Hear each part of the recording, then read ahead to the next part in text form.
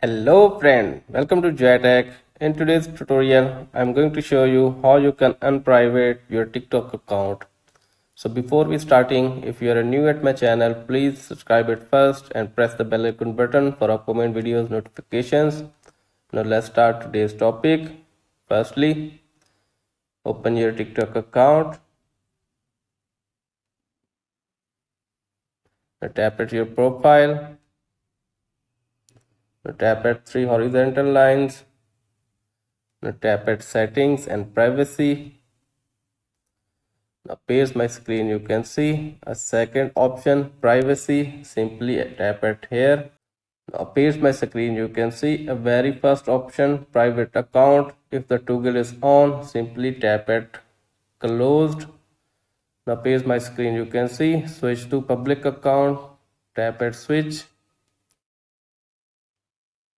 And like this, you can easily unprivate your TikTok account. I hope this video is helpful for you. If the video is helpful for you, please like it and share it.